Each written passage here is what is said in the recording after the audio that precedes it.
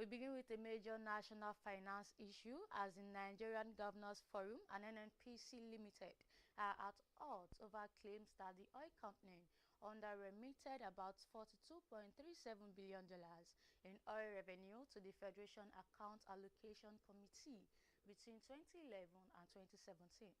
The audit conducted by Periscope Consulting flagged the alleged shortfall as a serious concern for state allocations.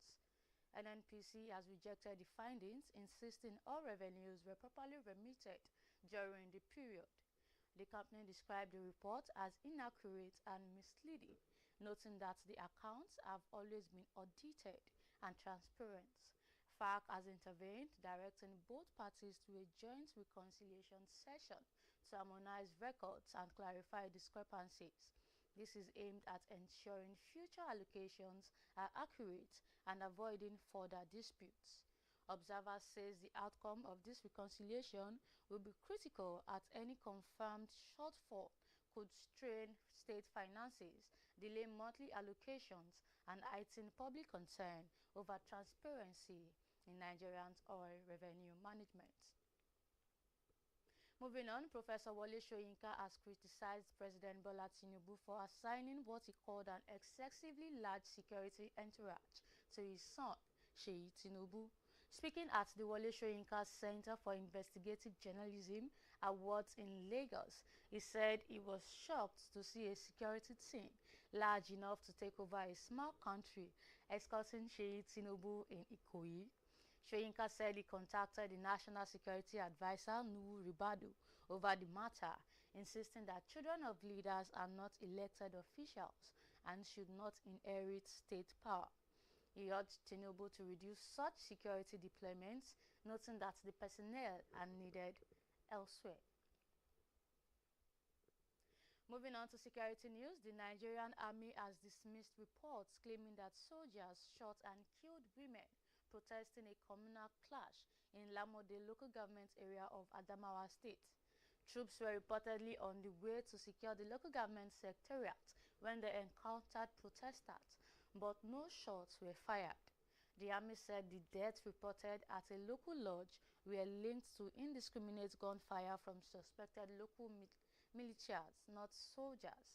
The brigade commander was attending a virtual briefing with the Chief of Army Staff and was not present at the scene.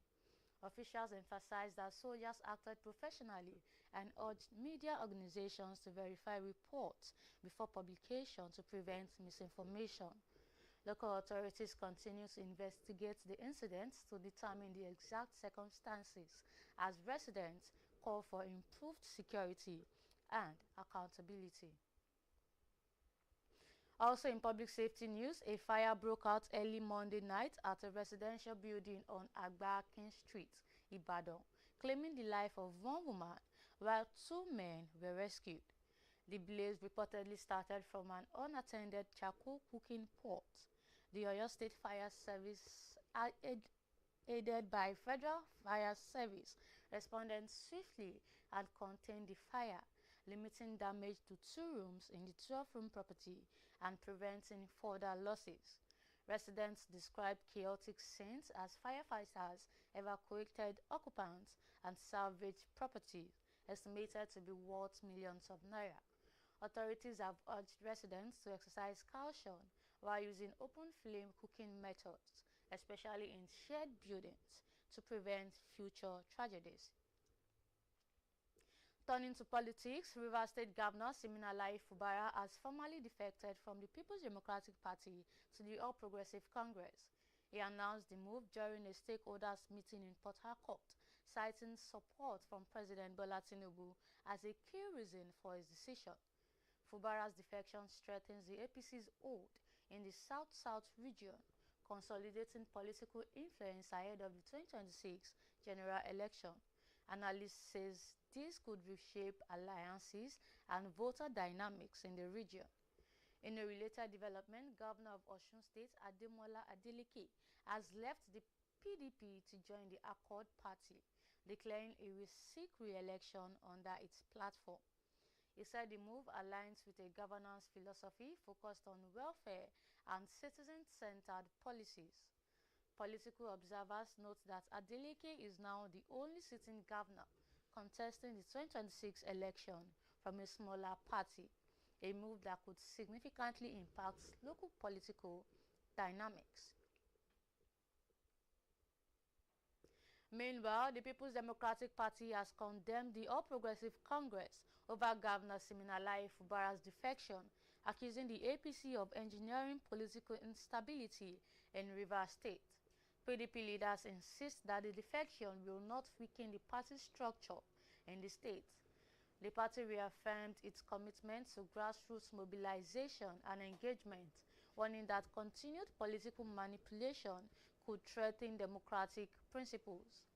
The development comes as defections and realignments intensify across states ahead of the 2027 general elections. Meanwhile, Ekiti State Governor Biodun Oyebanji has challenged his newly reappointed commissioners and special advisors to demonstrate improved performance and commitment. He warned that roles are earned through delivery, not entitlement. Governor Oyebanji explained that the cabinet reappointments are meant to reset governance ahead of the 2026 elections and boost policy implementation. He stressed that complacency would not be tolerated and called on commissioners to stay connected to grassroots realities to ensure effective governance.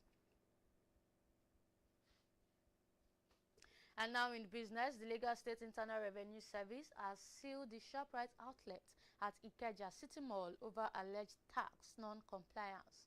Notices were posted at the store entrance, warning against tampering with the seal. This closure adds to SHOPRITE's operational challenges, including multiple store shutdowns and reduced stock levels across the country. The company, Retail Supermarkets Nigeria Limited, says it is restructuring operations to stabilize business and maintain sustainable services amid economic pressures. Customers at the mall were affected as the store halted activities abruptly, raising concerns about the reliability of major retail outlets. Also in business, the Securities and Exchange Commission has applied to the Investment and Securities Tribunal to freeze all bank accounts of Crypto Bridge Exchange and 25 other defendants. They are accused of